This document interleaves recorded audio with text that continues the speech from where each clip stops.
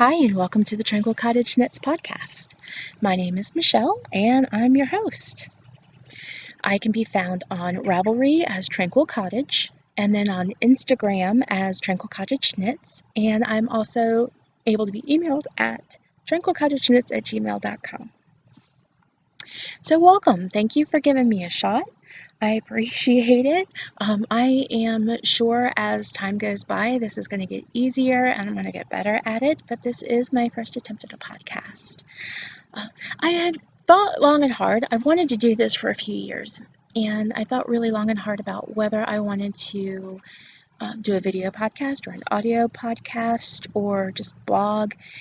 And really, what I find, I have some podcasts and video casts that I absolutely love, and blogs that I read. But I find that when I'm reading a blog, I tend to read it in my voice as opposed to how the writer kind of would say it. And then with audio, I find so many knitting patterns and things that just aren't described, or when I go look at them, they're completely different than what I imagine in my head.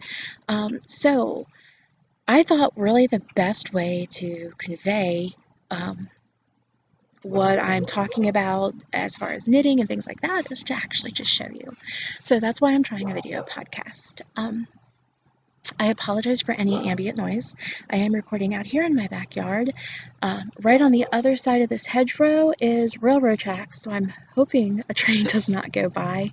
It's like down about 30 feet. This is the back corner of my yard, and it kind of drops off.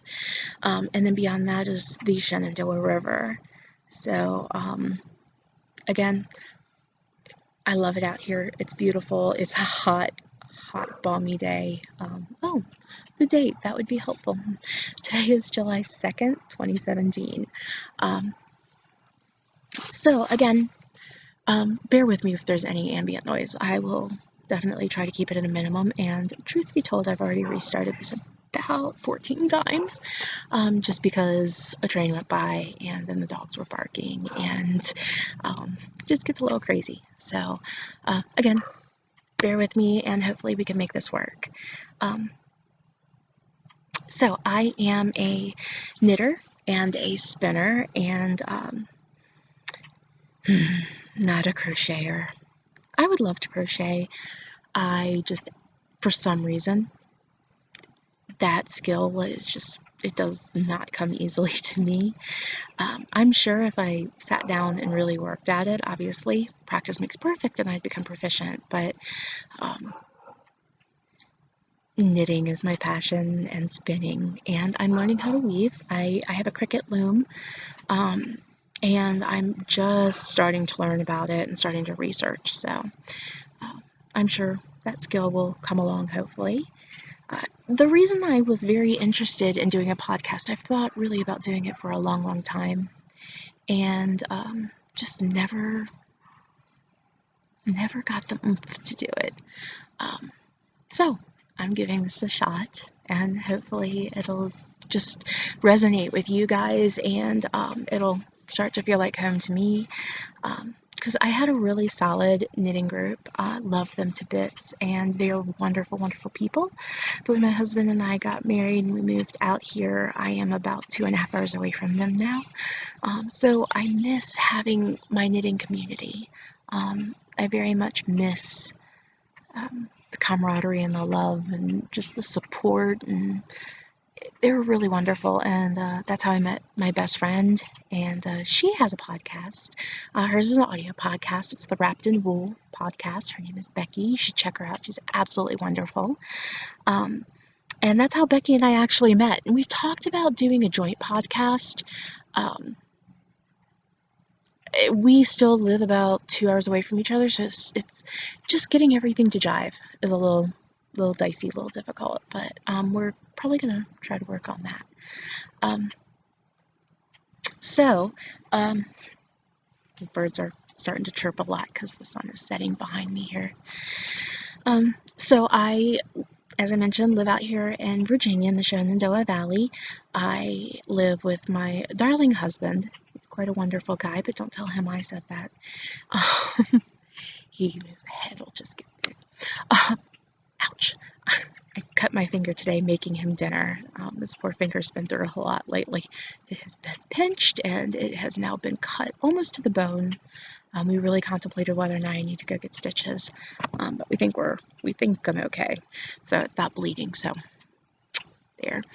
But we have 2 dogs. We affectionately refer to them as Duppers, or Pupper Duppers.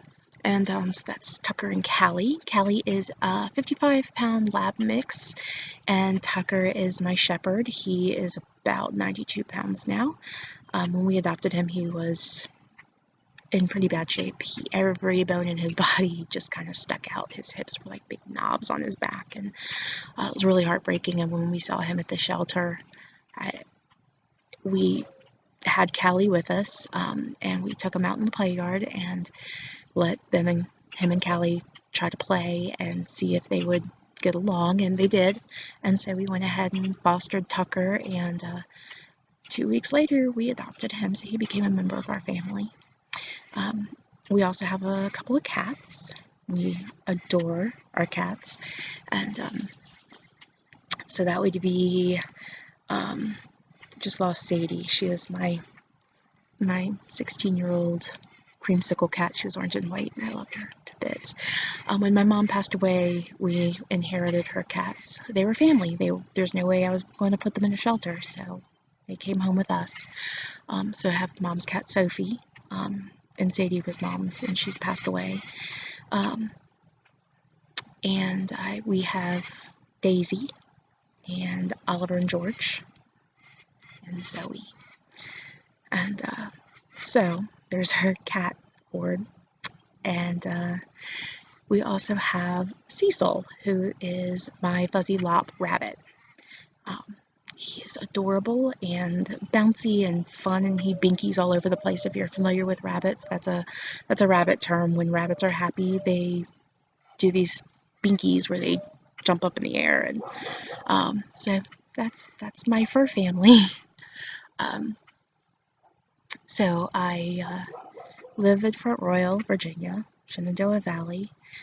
It is the most glorious place. My husband and I are grateful to be out here. It is everything we could just ever want. It's home. It's where we want to be. So you see my raspberry bushes behind me, and it's just peaceful. I just heard a loon. In my spare time, if I'm not knitting or spinning or walking the dogs, playing with the rabbit, playing with the cats, yard work, housework, oh God, then I love to be out in my kayak. I kayak, usually there's a section of the Shenandoah, the South Fork of the Shenandoah, that I do from an area called Cairo Landing. So I go from Cairo Landing all the way down to Rivermont, and that's about an 8.5 mile trek. So that is my other favorite thing to do. So if I'm not knitting or spinning, look for me on the river. So let's see. It's just a bug. Oh. Okay, so I mentioned Becky, my best friend. Again, she's a doll and mother to my nephew, Emmett, who is just the most precious thing you could imagine. He just turned 4. Oh, that kid is smart. He's quicker than me. So, let's see. So I obviously listen to Becky's podcast. She's from Australia, so it's funny when I listen to her. She just has this like soothing voice. And so I find that I listen to her podcast 2 or 3 times, because sometimes I'll listen to it when I go to sleep. And her voice is just so calm and soothing that I don't hear much of the podcast before I'm just kind of comfortable and warm and happy place. So I also love Amy Beth, who does the Fat Squirrel Speaks. She's hilarious. I swear she's hilarious. And her podcast, she does so many things that I would love to do. She just jumps into like canning, and oh, you could totally do this, and I make yogurt, I totally went out and bought a bicycle because she inspired me to go out and ride bikes more. And um, so I love listening to other podcasters kind of talk about their life. I'm sorry, that's the neighbor's dog.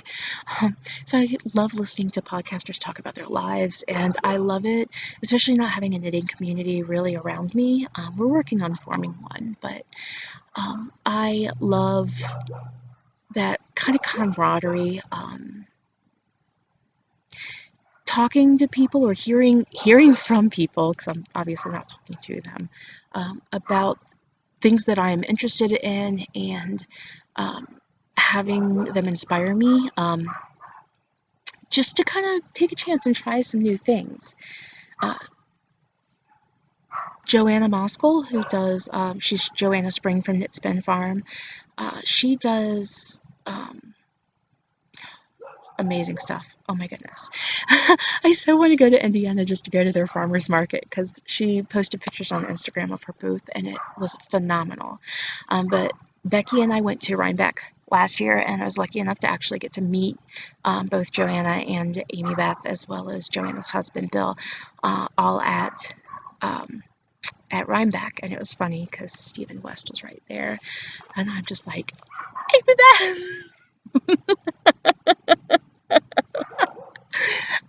I was so much more excited. I love Stephen West. Um, but it's just Joanna and Amy Beth both. Joanna stopped podcasting back in, I think, December. But the things that they do and the things that they create and try, like, you know, um, when Joanna made paneer.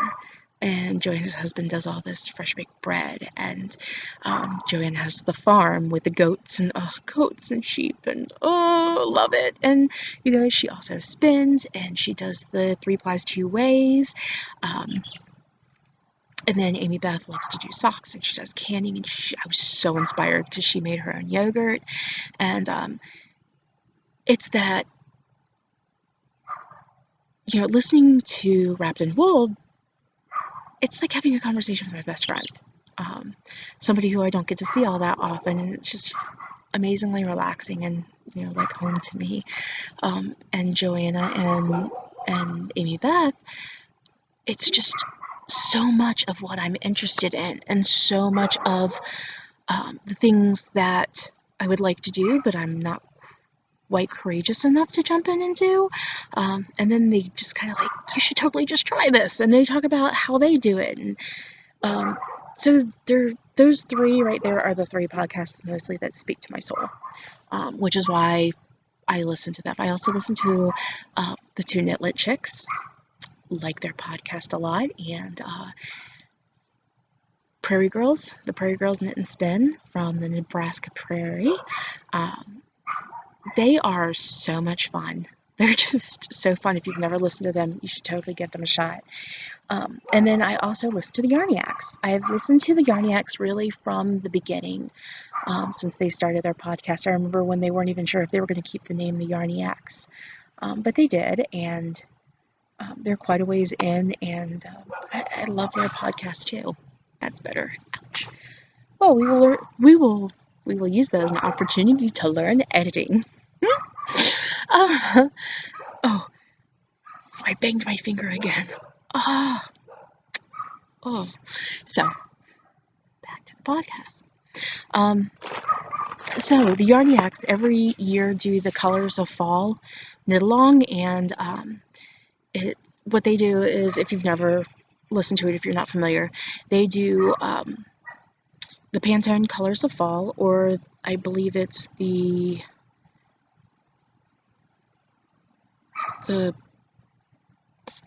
I'll have to look it up. But anyway, they do the Colors of Fall knit along. The colors of fall that we have here, 2 of them are Ballet Slipper and Navy Peony. And so I had this. Ooh, that totally looks washed out. The sun is setting rapidly. I had this lovely cake. See if I can get a better color reading on it. Oh, that's better. Yeah, and this is from Cozy Rabbit Farm, and it is just their soft, squishy merino. And I don't even. Oh, I'll have to find the tag so I know the colorway name. But it has pops of this navy peony, and it is Ballet Slipper Pink. So I cast on, thanks to Amy Beth, I cast on the um, Wild Goose Shawlette by Paula Emmons Feasley of Knitting Pipeline. Another podcast I forgot to mention. I'd forget my head if it wasn't attached. So I'm just into it. This is actually my third false start on this project, and it was my fifth false start on this yarn. I got like 2 inches into a cowl and wasn't feeling it, so I took it all out, and then I cast on for this shawl and wasn't feeling it. I pulled it all out, tried a cowl again. It's like, no. Pulled it all out, cast on for the shawl. It's like, I don't like this fabric, and pulled it out, and then I went up like 4 needle sizes, and now I have something I like. Now I'm going to go ahead and hopefully have a shawlette relatively soon. Let's see, I think I have the pattern pulled up, or at least I did. Let's get that up here so you can see it. Because it's very, very cute. It's a garter stitch, squishy. I love garter stitch, especially with a nice springy merino, because it's going to be something that is just like warm but bouncy and stretchable to just kind of go around my neck at winter. Okay, here you go. Here's a picture of it. It's just a little eyelet trim at the bottom. It's very pretty, very delicate, and works spectacularly well with a speckled yarn like this. So that is what I'm actually working on right now, and I'm always looking for what I'm going to be knitting next and looking for my inspiration. And on Ravelry, I was kind of poking around, and I found, well, I was poking around in my queue on Ravelry. God, isn't that site just addictive? It is like the black hole of knitting. I can fall into Ravelry for 6 hours. All of a sudden, it's like, oh, I need to run to the restroom. And oh, by the way, I'm starving and I haven't eaten today. By the way, how did this coffee cup get empty? It's just I can sit there and enjoy the day on Ravelry. And I just don't know where the time goes. It is such a gloriously wonderful and inspiring time suck. Um, So I'm looking at a few different patterns, and Wink. I've wanted to knit Wink forever, but I don't think that's where I'm going next. I just finished a couple of months ago. I finished Rusted Root. So far behind the times. Rusted Root was out like 9 years ago, and just knit it. Oops, late to the party, but I do love it. I very much love it. Abalone is another one that I'm looking at possibly doing. Just very pretty, very simple. Let's see. This is the other one that's really been calling to me. It is by Thea Coleman, and the pattern name is Dark and Stormy. And, oh, sorry, bug. Just look at this detail. Oh, isn't that beautiful? Oh, I want to knit that so bad. But it was like 100 degrees here today. And I just do not want to cast on heavy wool. I don't want to cast on a sweater. I don't want to cast on anything that is going to be big to carry around. I want light, breezy, airy things. I don't have it in me right now. Things I recently finished. I still have to weave in my ends. But I caught a sale on Craftsy. Yeah, on Craftsy one day. And tried to make sure it was Craftsy. Remember? And I found this cowl that I absolutely loved. and it's called the Wave Rider, and it is for a 5-color mini skein set, and just could not resist. So there it is. Again, I still have to weave in my ends, but it is soft and squishy. I was very nervous about, I'm always nervous about buying yarn online, and I was very nervous that the Cloudborne yarn might not be squishy, but again, the gloriousness of podcasts. Amy Beth had got some, Amy Beth, the fat squirrel, had gotten some Cloudborne and was talking about the project she was knitting out of it. And the way she described the yarn kind of gave me the courage to go ahead and get it. Ugh, leave me alone, bug. Gave me the courage to go ahead and get it, even though normally I wouldn't until I've actually tried it or had the opportunity to smush. I'm a very tactile person, so if I have the opportunity to smush in person, I usually won't get it. So, so my knitting goals. I need to cast on a Rhinebeck sweater. I love Coal Creek Trail. I love the Dark and Stormy. That's the other one I just showed. So I really, really, really, really, really want to decide on and cast on my Rhinebeck sweater. I'm participating in the Colors of Fall Knit Along. So I've got my my Wild Goose Shawlette from, again, that was Paula Emmons Beasley of Knitting Pipeline and Knitting Pipeline Podcast. And so that's really what I'm working on.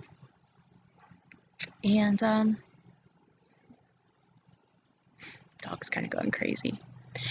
And that's, I guess, it for now. I would love to spend more time with you, but I need feedback. So email me, tell me what you'd love to hear about. Tell me how I can keep this podcast going for you. Because again, I miss having a knitting community. I miss having all that camaraderie and just all that fun. I really do miss it. And I'm looking to get some of that back just by having this podcast and getting to spend a little bit of time with you guys. So I will be creating a Ravelry group for the podcast, and we'll be updating the blog, getting that set up. So I haven't decided on hosting yet, so bear with me. I'll get that up and running hopefully within the next couple weeks. And then that's where obviously show notes, things like that will go. So you can see links to the patterns that I mentioned, although they are all going to be on Ravelry. I could just fall in there. Other than that, my goals for the podcast, again, just getting a knitting community together, just getting a link to knitters that I just don't normally have since living here. Getting the ants here to stop biting me. And that's it. So it has been an entire 24 minutes of your day. So thank you for spending it with me. I hope to see you next time, and happy knitting.